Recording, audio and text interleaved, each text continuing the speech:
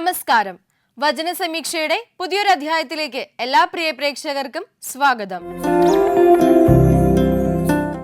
ഇന്നത്തെ വിചിന്തനത്തിനായി തിരഞ്ഞെടുത്തിരിക്കുന്ന വചനഭാഗം സങ്കീർത്തനങ്ങൾ 112 അധ്യായം 6 വാക്യം.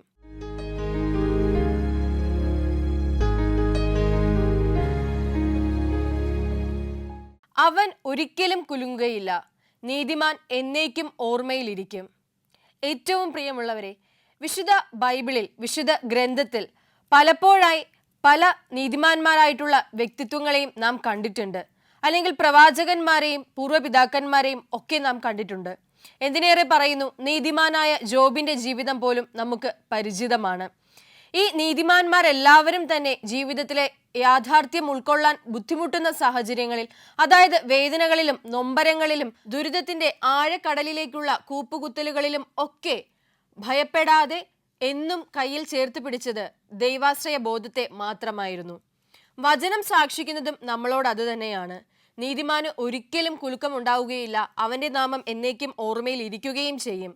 നമ്മുടെ ജീവിതത്തിലും പ്രശ്നങ്ങൾ, ബുദ്ധിമുട്ടുകൾ ഒക്കെ ഉണ്ടാകുമ്പോൾ ദൈവാശ്രയ ബോധത്തോടുകൂടി നീതിമാനായ ജോബിനെ പോലെ, പൂർവ്വപിതാക്കന്മാരെ പോലെ അത്രമാത്രം വിശ്വാസത്തിൽ ആഴപ്പെട്ടുകൊണ്ട് മുന്നോട്ട് നീങ്ങുവാൻ സാധിക്കട്ടെ. അതിന് ഈ വചനം നമ്മെ സഹായിക്കട്ടെ. വചന സമീക്ഷയുടെ ഈ ഒരു അധ്യായത്തിലേക്ക് എല്ലാ പ്രേക്ഷകർക്കും ഒരിക്കൽ കൂടി സ്വാഗതം.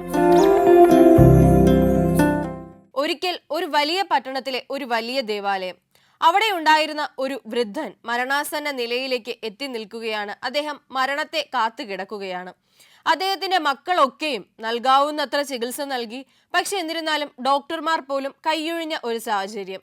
ഈ ഒരു സാഹചര്യത്തിൽ അദ്ദേഹത്തിന്റെ ഇളയ മകൻ ദേവാലയത്തിലേക്ക് കടന്നു വന്ന് വൈദികനോട് പറയുകയാണ്, ഞങ്ങളുടെ അപ്പൻ മരണാസന്നനായി ശയ്യയിലാണ്, അദ്ദേഹത്തെ ഒന്ന് കാണുവാൻ, പ്രാർത്ഥിക്കുവാൻ, സംസാരിക്കുവാൻ, സന്തോഷകരമായിട്ടുള്ള യാത്രയയപ്പ് നൽകുവാൻ ഒക്കെയുമായി അങ്ങ് ഞങ്ങളുടെ ഭവനത്തിലേക്ക് വരണം എന്നുള്ളത്. അങ്ങനെ ഈ വൈദികൻ അത് തൻ്റെ ഒരു ധർമ്മമായതുകൊണ്ട് തന്നെ പകുതി മനസ്സോടുകൂടി ആ ഭവനത്തിലേക്ക് കടന്നു ചെല്ലുകയാണ്.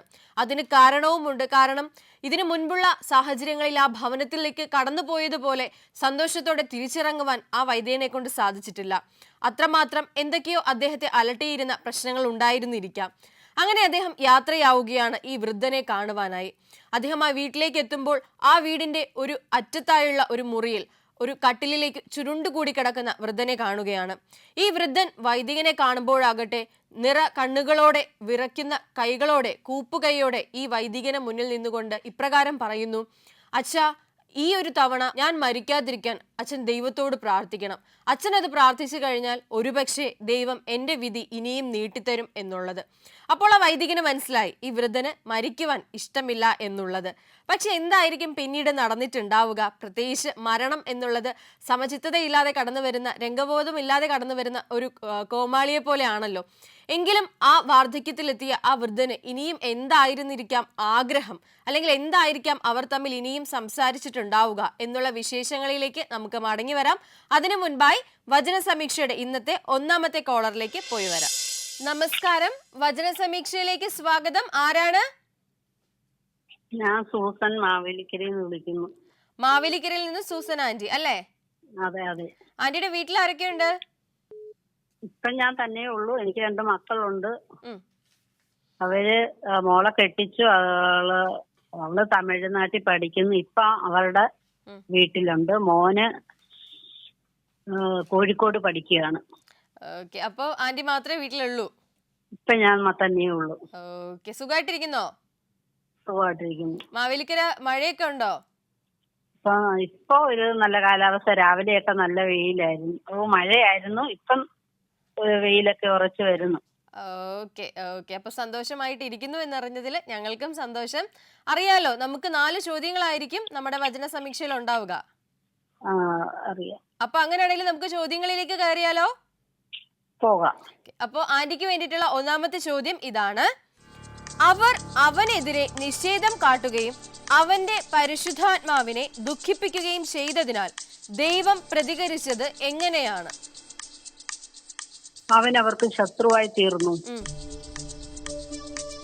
ശത്രുവായി തീരുന്നതിന് ശേഷം എന്തോ ഒരു കാര്യം കൂടി അവരോട് യുദ്ധം ചെയ്തു. അതെ, ഇപ്പോഴാണ് രണ്ടുത്തരവും ശരിയായപ്പോ അതിന് ഒരു മാർക്ക് നമ്മൾ തരും. അപ്പോ ശരി ഉത്തരമാണ്. കൺഗ്രാറ്റുലേഷൻസ്. Thank you. ഉത്തരം ഇങ്ങനെയാണ്: യഹോവ അവർക്ക് ശത്രുവായി തീർന്നു, താൻ തന്നെ അവർക്കെതിരെ യുദ്ധം ചെയ്തു. അപ്പൊ നമുക്ക് രണ്ടാമത്തെ ചോദ്യത്തിലേക്ക് പോയാലോ? പോകാം. ചോദ്യം ഇതാണ്: യഹോവ അവർക്കെതിരായപ്പോൾ അവർ പുരാതന കാലത്തെ ഏത് വ്യക്തിയെ കുറിച്ചാണ് ഓർത്തത്? മോശയുടെ കാലത്തെ കുറിച്ച്. സംശയമൊന്നുമില്ല, ഉറപ്പിക്കാലോ? ഉറപ്പിക്കാം. ഓക്കെ, അങ്ങനെയാണെങ്കിൽ ലോക്ക് ചെയ്തു. ഉത്തരം ശരിയാണ്. കൺഗ്രാറ്റുലേഷൻസ്. അതിന്റെ ഉത്തരം ഇങ്ങനെയാണ്: മോശയുടെ കാലത്തെ കുറിച്ച്. ഇപ്പൊ രണ്ട് ചോദ്യങ്ങളും ഭയങ്കര സിമ്പിൾ ആയിട്ട് ഉത്തരം പറഞ്ഞു അല്ലേ? അപ്പൊ ഇനിയുള്ള രണ്ട് ചോദ്യങ്ങൾ എന്തായാലും സിമ്പിൾ ആയിട്ട് പറയാൻ പറ്റും, അതിൽ എനിക്ക് സംശയമൊന്നുമില്ല. അപ്പൊ അങ്ങനെയാണെങ്കിൽ നമുക്ക് ഒരു പാട്ട് പാടിയാലോ ചെറുതായിട്ട്? Okay aunty, പാടിക്കോളൂ. ഉന്നതൻ നീ, അത്യുന്നതൻ നീ, നിന്നെ പോലൊരു ദൈവമില്ല. അത്ഭുതവാൻ അതിശയവാൻ നീ മാത്രമെൻ ദൈവമെന്നും. അത്ഭുതവാൻ അതിശയവാൻ നീ മാത്രമെൻ ദൈവമെന്നും. നന്മയുള്ളതൊന്നും ചെയ്തിട്ടില്ലല്ലോ, നന്മ മാത്രമേ നീ ചെയ്യുകയുള്ളല്ലോ. നന്മയുള്ളതൊന്നും ചെയ്തിട്ടില്ലല്ലോ, നന്മ മാത്രമേ നീ ചെയ്യുകയുള്ളല്ലോ. തിന്മയ്ക്കായൊന്നും ഭാവിച്ചില്ലല്ലോ, നന്മയ്ക്കായി കൂടി വ്യാപരിച്ചല്ലോ. ഉന്നതൻ നീ, അത്യുന്നതൻ നീ, നിന്നെ പോലൊരു ദൈവമില്ല. അത്ഭുതവാൻ അതിശയവാൻ നീ മാത്രമെൻ ദൈവമെന്നും. Okay aunty, thank you. നന്നായിട്ട് പാടി. പാട്ട് പാടി പ്രാർത്ഥിക്കാനാണോ ഇഷ്ടം? ഞാൻ പാട്ട് പാടും, പ്രാർത്ഥിക്കുകയും. കിട്ടുന്ന സമയത്തൊക്കെ ഇങ്ങനെ നമ്മുടെ യൂട്യൂബിലൊക്കെ വരുന്ന പാട്ടും പ്രസംഗങ്ങളും ബൈബിൾ ക്വിസും ഒക്കെ കാണും. ചുമ്മാതിരിക്കുമല്ലേ അന്നേരം. വെറുതെ അല്ല, പാടാൻ പറഞ്ഞപ്പോഴത്തേക്കും അതും പാടാവൂന്നും അല്ല ഞാൻ ചോദിച്ചത്, പാടിയാലോന്ന് ചോദിച്ചപ്പോ തന്നെ പെട്ടെന്ന് പാടുകയും ചെയ്തു. അത് ഭയങ്കര, നമ്മൾ പറയില്ല, ഇങ്ങനെ അലിഞ്ഞു ചേർന്നങ്ങിരുന്ന് വേറെ ഏതോ ലോകത്തെന്ന പോലെ ഇരുന്ന് പാടുമായിരുന്നു. ഓക്കെ, അപ്പൊ ഇതുപോലെ നന്നായിട്ട് പ്രാർത്ഥിക്കാൻ പറ്റട്ടെ കേട്ടോ. പ്രാർത്ഥിക്കാം, ഞങ്ങളും പ്രാർത്ഥിച്ചോളാം. ഓക്കെ ആന്റി, അപ്പൊ നമുക്ക് ഈ സന്തോഷത്തില് അടുത്ത ചോദ്യത്തിലേക്ക് പോകാം. ചോദ്യം ഇതാണ്, മൂന്നാമത്തെ ചോദ്യം: തന്റെ മഹത്വമുള്ള ഭുജം ആരിൽ പ്രവർത്തിച്ചാണ് അവരുടെ മുൻപിൽ വെള്ളത്തെ വിഭാഗിച്ചത്? മോശയുടെ വലങ്കയ്യാൽ. ശരി ഉത്തരം. കൺഗ്രാറ്റുലേഷൻസ്. ഒരു ചിന്തയും ഇല്ല, ഒന്നുമില്ല, പെട്ടെന്ന് അങ്ങ് ഉത്തരങ്ങൾ പറയുക. അപ്പൊ എന്തായാലും അതിന് ശരി ഉത്തരം ഇങ്ങനെയാണ്: മോശയുടെ വലങ്കയ്യിൽ. അപ്പൊ നമുക്ക് അവസാനത്തെ ചോദ്യത്തിലോട്ട് പോകാം. ചോദ്യം ഇതാണ്: യഹോവ അവരുടെ മുൻപിൽ വെള്ളത്തെ വിഭാഗിച്ച് അവരെ നടത്തിയത് എന്തിനായിരുന്നു? അവർ ഇടറാതെ വണ്ണം മരുഭൂമിയിൽ ഒരു കുതിരയെ പോലെ നടക്കുവാൻ. അത് ഉത്തരം. ഓക്കെ, ഉത്തരത്തിലോട്ട് എത്തി വരുന്നു. യഹോവ അത്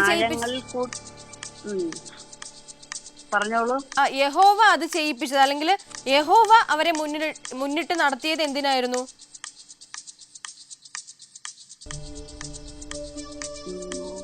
അത് ഉത്തരത്തിന്റെ ഒരു ക്ലൂ എന്ന് പറഞ്ഞാൽ യഹോവയ്ക്ക് ഫേവർ ആയിട്ടുള്ള ഒരു കാര്യമാണ്. മഹത്വമുള്ള ഒരു നാമം ഉണ്ടാകേണ്ടതിന്. അതെ അതെ. ആർക്ക്? ജനങ്ങൾക്കാണോ?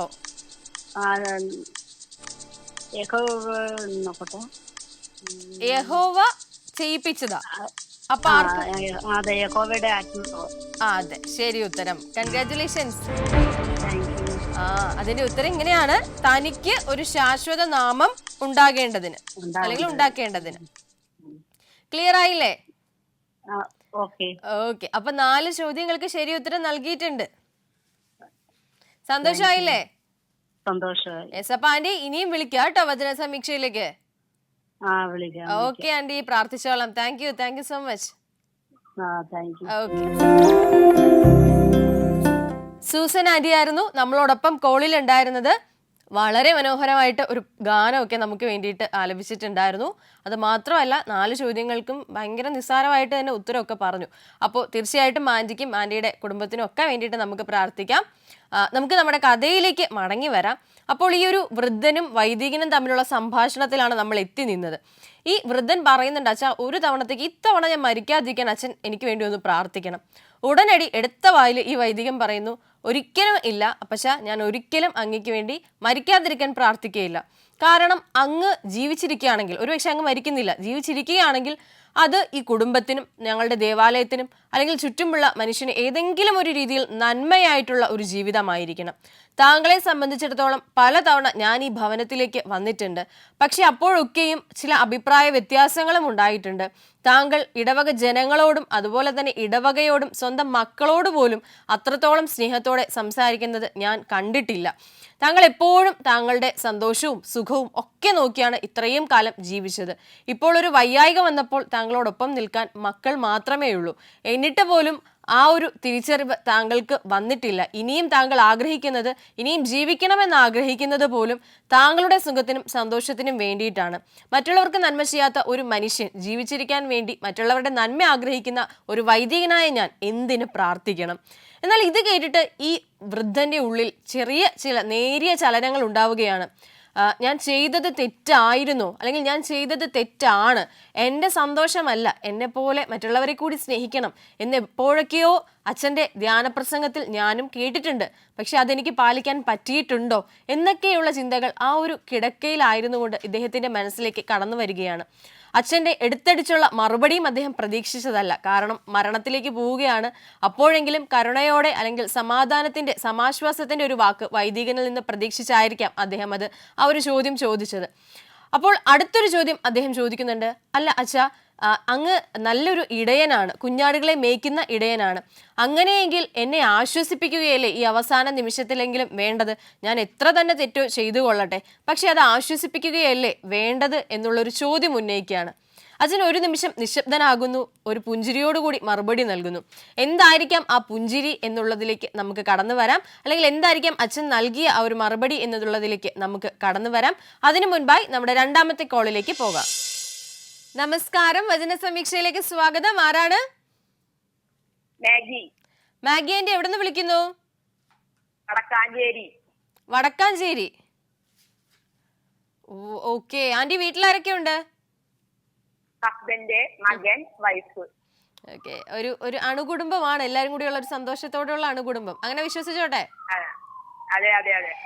ഓക്കെ ആന്റി, വർക്ക് ചെയ്യുവാണോ? ഹൗസ് വൈഫാണ്. Yes, okay. അപ്പോൾ ആന്റി അറിയാലോ, നമ്മുടെ വചന സമീക്ഷയിൽ 4 ചോദ്യങ്ങളായിരിക്കും ഉണ്ടാവുക. നമുക്ക് ഒന്നാമത്തെ ചോദ്യത്തിലേക്ക് പോയല്ലോ, എന്നിട്ട് നമുക്ക് വിശേഷങ്ങളിലേക്ക് വരാം. അപ്പോൾ ആന്റിക്ക് വേണ്ടിയിട്ടുള്ള ഒന്നാമത്തെ ചോദ്യം ഇതാണ്: നീ ഞങ്ങൾക്ക് ഇങ്ങനെ ചെയ്യുവാൻ ഇടവരുത്തരുതേ എന്ന് യഹോവയോട് ആവശ്യപ്പെട്ടത് എന്താണ്? നിന്റെ വഴി വിട്ട് തെറ്റുമാറാക്കുന്നതും ഞങ്ങളുടെ ഹൃദയത്തെ കഠിനമാക്കുകയും ചെയ്യുന്നത് എന്ത്? ശരി ഉത്തരം, കൺഗ്രാറ്റുലേഷൻസ്. അവസാനത്തെ ഒരു എന്ത് എന്നുള്ളൊരു ചോദ്യത്തിന് അത് ശരി ഉത്തരമാണ് കേട്ടോ. ഓക്കെ, അതിന്റെ ഉത്തരം എങ്ങനെയാണ്? നിന്റെ വഴികളിൽ നിന്ന് തെറ്റിപ്പോകുന്നതിനും നിന്നെ ഭയപ്പെടാത്ത വണ്ണം ഞങ്ങളുടെ ഹൃദയം കഠിനമാക്കുന്നതിനും. അപ്പൊ നമുക്ക് രണ്ടാമത്തെ ചോദ്യത്തിലേക്ക് പോകാം. ചോദ്യം ഇതാണ്: നിന്റെ വിശുദ്ധ ജനത്തിന് അല്പകാലത്തേക്ക് മാത്രം കൈവശമായ ശേഷം ഞങ്ങളുടെ ശത്രുക്കൾ ചവിട്ടിക്കളഞ്ഞത് എന്തായിരുന്നു? വിശുദ്ധ മന്ദിരം. ആരുടെ വിശുദ്ധ മന്ദിരമാണ്? ആരെയോ ഒരാളുടെ ഒരു പേരല്ല, ഒരു ഇത് പറയുന്നുണ്ട്. അല്പകാലത്തേക്ക് മാത്രം കൈവശമായ വിശുദ്ധ മന്ദിരം. ഓക്കെ, ശരി ഉത്തരമാണ്, കൺഗ്രാറ്റുലേഷൻസ്. അതിന്റെ ഉത്തരം എങ്ങനെയാണ്? നിന്റെ വിശുദ്ധ മന്ദിരം. ചെറിയൊരു വാക്കേ ഉണ്ടായിരുന്നുള്ളൂ, പിന്നെ ഞാൻ ചെറുതായിട്ടൊന്ന് ചോദിച്ചതേ ഉള്ളൂ സ്ട്രിക്റ്റ് ആയിട്ട്. ആ ഓക്കെ അത് നമുക്ക് യേശുവിന്റെ മന്ദിരമാണല്ലോ. Okay okay. അപ്പൊ ആന്റി, നമുക്ക് വേണ്ടിയിട്ട് ഇന്നൊരു പാട്ടാണോ പാടുക, വചനമാണോ, എന്താ ചെയ്യാ നമ്മുടെ പ്രേക്ഷകർക്ക് വേണ്ടിയിട്ട്? രണ്ടും പറയാം. എന്തിനും റെഡിയാണ്. അങ്ങനെയാണെങ്കിൽ ആദ്യം ഒരു വചനം പറഞ്ഞാലോ? ആദ്യം എനിക്ക് പാട്ട് പാടാനാണ് ആഗ്രഹം. ആ ത്വര നിൽക്കുവാണെങ്കിൽ നമുക്ക് പാട്ട് മതി. എന്നാ പിന്നെ നമുക്ക് ആദ്യം പാട്ട് കേൾക്കാം. യേശു നമ്മിൽ എന്നും വാഴും ദൈവം ലോകാന്ത്യത്തോളം. യേശുവേ സ്തുതിക്കാം, കീർത്തനം പാടാം, കീർത്തനം മനോഹരം, സ്തുതി എന്നും സുഗീതം. യെരൂശലേം പണിയും പാടു ദൈവജനമേ, പാട്ട് പാടു ദൈവജനമേ. ആന്റി, പാട്ടൊക്കെ പാടിയപ്പോഴത്തേക്കും സന്തോഷായോ? ഓക്കെ, നല്ലതായിട്ട് പാടി കേട്ടോ. ഇനി ഒരുപാട് പാട്ടൊക്കെ ഇതുപോലെ പാടാൻ പറ്റട്ടെ. ഒരുപാട് വേദികളിൽ, ഒരുപാട് പ്രാർത്ഥനാ കൂട്ടായ്മകളിലൊക്കെ പാടാൻ പറ്റട്ടെ. പേരെന്താ വിളിക്കുന്ന ആളുടെ? രഞ്ജിത. ഓക്കെ, അപ്പൊ നമുക്ക് മൂന്നാമത്തെ ചോദ്യത്തിലേക്ക് പോയാലോ? ചോദ്യം ഇതാണ്: ദൈവജനത്തിന്റെ ഇപ്പോഴത്തെ അവസ്ഥ യേശയ്യാവ് വിവരിക്കുന്നത് എന്താണ്? നീ ഒരിക്കലും മാനിയിട്ടില്ലാത്തവരെ പോലെയും നിന്റെ നാമം വിളിക്കപ്പെട്ടിട്ടില്ലാത്തവരെ പോലെയും ആയിത്തീർന്നു. വളരെ മിടുക്കിയായിട്ട് ഉത്തരങ്ങളൊക്കെ തരുന്നുണ്ട് കേട്ടോ. ശരി ഉത്തരം, കൺഗ്രാറ്റുലേഷൻസ്. അപ്പോ അതിന്റെ ഉത്തരം ഇങ്ങനെയാണ്: നീ ഒരിക്കലും വാണിട്ടില്ലാത്തവരും നിന്റെ നാമം വിളിക്കപ്പെട്ടിട്ടില്ലാത്തവരും എന്ന പോലെ ആയിത്തീർന്നിരിക്കുന്നു. ഇതിനു വേണ്ടിയാണ് ഞാൻ ഈ പാട്ട് പാടിയത്, യേശു എന്നും നമ്മിൽ വാഴും എന്ന് പറഞ്ഞ പാട്ട്. അതെ അതെ അതെ. അപ്പൊ നമുക്ക് ഒരു വചനം കൂടി പങ്കുവച്ചാലോ? ഇഷ്ടപ്പെട്ട വചനം പറഞ്ഞു. മർക്കോസ് 16:16. വിശ്വസിക്കുകയും സ്നാനമേൽക്കുകയും ചെയ്തവൻ രക്ഷിക്കപ്പെടും. രക്ഷിക്കപ്പെടും. രക്ഷിക്കപ്പെട്ടിട്ടുണ്ടോ അങ്ങനെ? യെസ്. വലിയ സാക്ഷ്യം. യെസ്, ആ ഒരു എസ്സിന് ഭയങ്കര പവർ ആയിരുന്നു. ആ പവർ നിർത്തിക്കൊണ്ട് നമുക്ക് നാലാമത്തെ ചോദ്യത്തിലേക്ക് പോവാം. ഓക്കെ, ചോദ്യം ഇതാണ്: യഹോവയുടെ മുൻപിൽ വെച്ച അഭ്യർത്ഥന എന്തായിരുന്നു?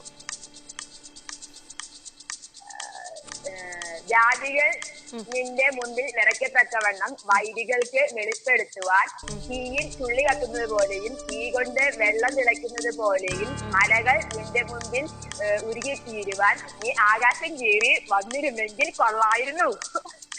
ശരി ഉത്തരം, കൺഗ്രാറ്റുലേഷൻസ്. ശ്വാസം വിട്ടോളൂ.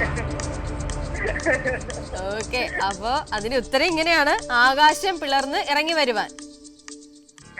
അപ്പോ മാഗി ആന്റി നല്ല മിടുക്കി ആയിട്ടുണ്ട്. 4 ചോദ്യങ്ങൾക്ക് ശരി ഉത്തരം നൽകി, ഒരു പാട്ടൊക്കെ പാടി, ഒരു വചനം പങ്കുവച്ചു.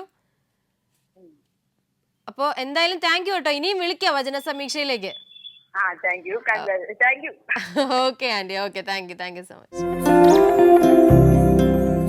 അപ്പോൾ മാഗി ആന്റി ആയിരുന്നു നമ്മളോടൊപ്പം കോളിൽ ഉണ്ടായിരുന്നത്.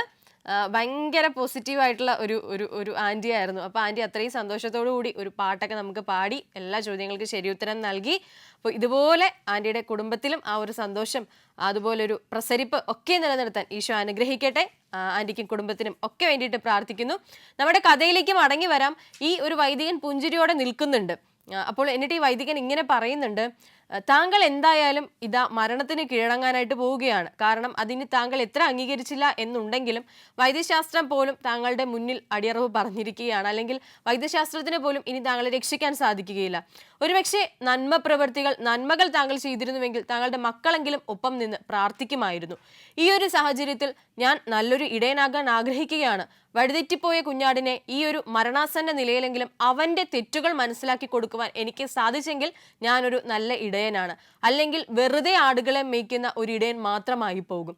അതിൽ എന്തൊക്കെയോ അർത്ഥങ്ങളുണ്ടെന്ന് വൃദ്ധനും മനസ്സിലാകുന്നുണ്ട്. പക്ഷെ എന്നിരുന്നാലും അത്രയും നാൾ ദേഷ്യത്തോടെ ക്രുദ്ധനായി ഒരു സന്തോഷവുമില്ലാതെ മറ്റുള്ളവരെ പുച്ഛിച്ച് മാത്രം നോക്കിക്കൊണ്ടിരുന്ന ആ മനുഷ്യൻ ഈ ഒരു വൈദികന് മുന്നിൽ വീണ്ടും തൊഴുകയാണ്. പുഞ്ചിരിയോടെ അദ്ദേഹത്തെ തിരിച്ച് യാത്രയാക്കുകയാണ്. മരണത്തിന് വേണ്ടി തയ്യാറെടുക്കുകയാണ്.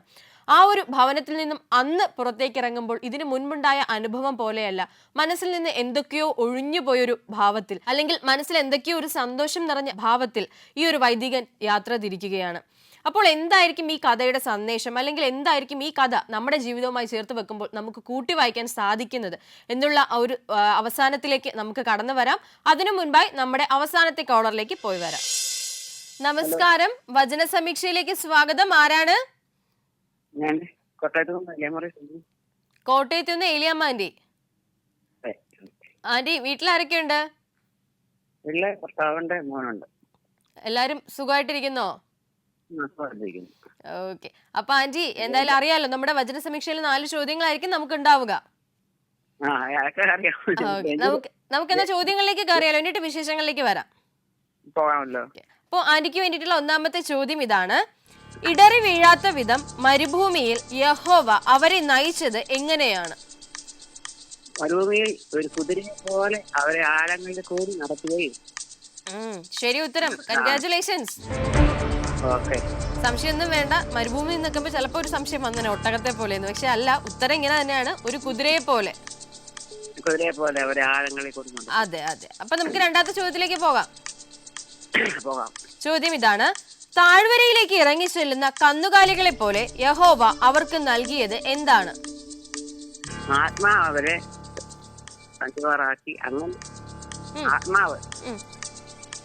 അങ്ങനെ ദൈവത്തിന് മഹത്വമുള്ള ഒരു നാം ഉണ്ടാക്കേണ്ട ദൈവത്തിന്റെ ജനത്തെ നടത്തി.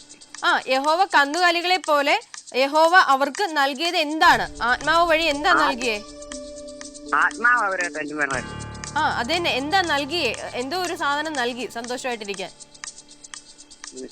മഹത്വമുള്ള നാമം, ദൈവത്തിന് മഹത്വമുള്ള ഒരു നാമം ഉണ്ടാക്കി. ആ ഒരു ക്വസ്റ്റ്യൻ ഒന്നും കൂടെ ഒന്ന് ശ്രദ്ധിച്ചു കേൾക്കോ. ഇങ്ങനെ താഴ്വരയിലേക്ക് ഇറങ്ങി ചെല്ലുന്ന കന്നുകാലികളെ പോലെ യഹോവ അവർക്ക് നൽകിയത് എന്താണ്?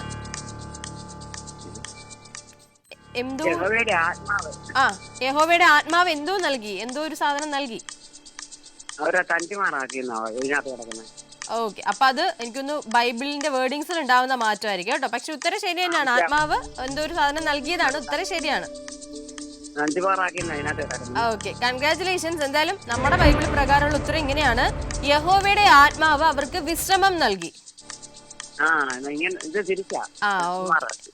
ശരി ശരി ശരി. അപ്പൊ ആന്റി 2 ചോദ്യങ്ങൾക്കും ശരിയായിട്ടുള്ള ഉത്തരം തന്നെ നൽകിയിട്ടുണ്ട്. നമ്മുടെ പ്രേക്ഷകർക്ക് വേണ്ടിയിട്ട് പാട്ട് പാടുകയാണോ അതോ വചനം പങ്കുവെക്കുകയോ, എന്താ ചെയ്യുന്നേ?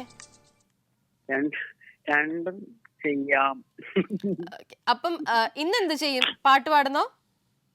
പാട്ട് പാടട്ടെ? പാട്ട് പാടിക്കോ.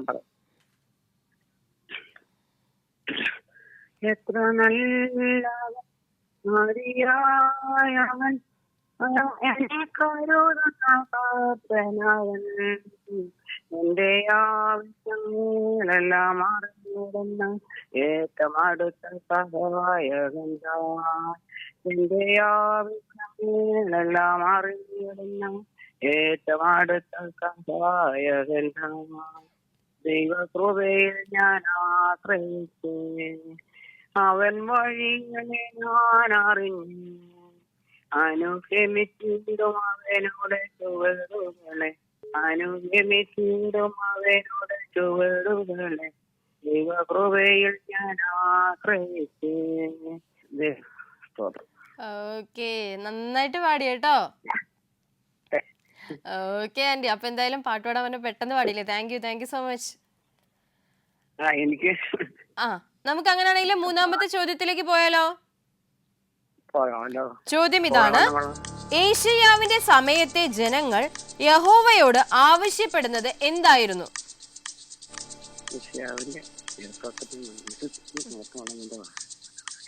വിശുദ്ധിയും മഹത്വമുള്ള നിന്റെ വാസസ്ഥലത്ത് നിന്ന് ഞാൻ കടാക്ഷിക്കാമേ.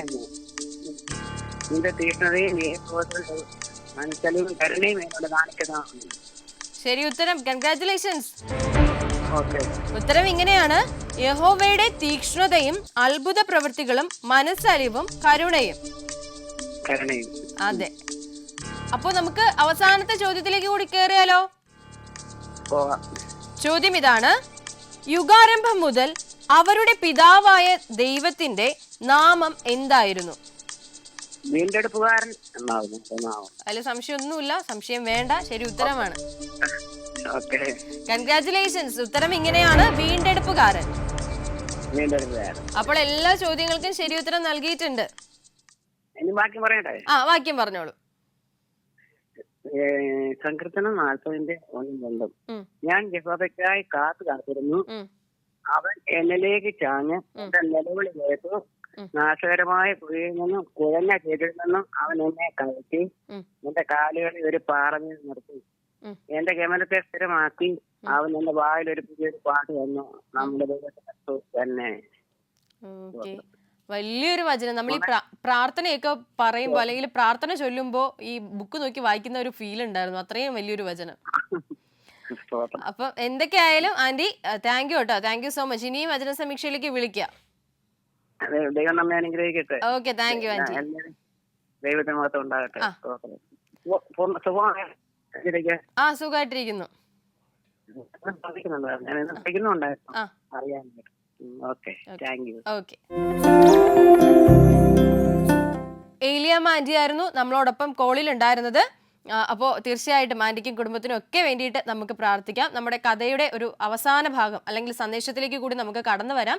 ഏറ്റവും പ്രിയമുള്ളവരെ, നമ്മുടെയൊക്കെ ജീവിതത്തിലും പലപ്പോഴും നമ്മൾ ചെയ്യുന്ന തെറ്റുകളെക്കുറിച്ച് ഒരു തിരിച്ചറിവില്ലാതെ നമ്മൾ ജീവിക്കാറുണ്ട്. ഈ വൈദികൻ അവിടെ ആ ഒരു പുഞ്ചിരിയോടുകൂടി അദ്ദേഹത്തെ തിരുത്തുവാൻ ശ്രമിച്ചപ്പോഴും അദ്ദേഹത്തിന്റെ ഉള്ളിൽ നിന്നും അവസാനത്തെ ആ ഒരു തിന്മയുടെ ലാഞ്ചന കടന്നുപോയി അദ്ദേഹം ഒരു മരണത്തിലേക്ക് പ്രവേശിക്കണമെന്ന് ഒരു പക്ഷേ വൈദികൻ ആഗ്രഹിച്ചിരുന്നിരിക്കാം. അതിനാലാകണം മുഖം കറുപ്പിച്ചാണെങ്കിൽ പോലും അദ്ദേഹം പറഞ്ഞത് താങ്കൾ ജീവിക്കാൻ ഞാൻ പ്രാർത്ഥിക്കുകയില്ല എന്നുള്ളത്. എന്ത് തന്നെയായാലും എന്നായാലും മനുഷ്യൻ മരിക്കും. അവൻ സ്വർഗത്തിലേക്ക് അല്ലെങ്കിൽ നരകത്തിലേക്ക് എന്നുള്ള നമ്മുടെ ഒരു സങ്കല്പത്തിലേക്ക് കടന്നു പോകും. പക്ഷേ അപ്പോഴും നിത്യജീവൻ പ്രാപ്തമാക്കുവാൻ നമ്മൾ എന്ത് ചെയ്യണം? നാം ജീവിച്ചിരിക്കുമ്പോൾ മറ്റുള്ളവരെ സഹായിക്കുക, മറ്റുള്ളവരെ സ്നേഹിക്കുക, മറ്റുള്ളവരോട് കരുണാപൂർവ്വം പെരുമാറുക എന്നുള്ളതാണ് ഈ ഒരു കഥ നമ്മളെ പഠിപ്പിക്കുന്നത്. അങ്ങനെയെങ്കിൽ ഒരുപക്ഷെ നമ്മുടെ അവസാന നിമിഷങ്ങളിൽ, നമ്മുടെ മരണസമയത്ത് നമുക്ക് വേണ്ടി പ്രാർത്ഥിക്കുവാൻ നമ്മുടെ മക്കളും നമ്മുടെ കൂടപ്പിറപ്പുകളും അല്ലെങ്കിൽ നമ്മുടെ ഒപ്പമുള്ളവരും ഒരു ഇടവക സമൂഹം മുഴുവനും നമ്മളോടൊപ്പം തന്നെ ഉണ്ടായിരിക്കും. അങ്ങനെ നല്ല ബന്ധങ്ങൾ നമ്മുടെ മരണത്തിന് വേണ്ടി പ്രാർത്ഥിക്കുവാൻ, നമ്മുടെ മരണസമയത്തിന് വേണ്ടി പ്രാർത്ഥിക്കുവാൻ നമുക്കുണ്ടാകട്ടെ. അത്തരത്തിലുള്ള ബന്ധങ്ങൾ കാത്തുസൂക്ഷിക്കുവാൻ നമുക്ക് സാധിക്കട്ടെ എന്ന് പ്രാർത്ഥിക്കുന്നു, ആശംസിക്കുന്നു. വചന സമീക്ഷയുടെ ഈ ഒരു അധ്യായം ഇവിടെ പൂർണ്ണമാകുന്നു. പുതിയൊരു അധ്യായത്തിൽ നമുക്ക് വീണ്ടും കണ്ടുമുട്ടാം. നന്ദി, നമസ്കാരം.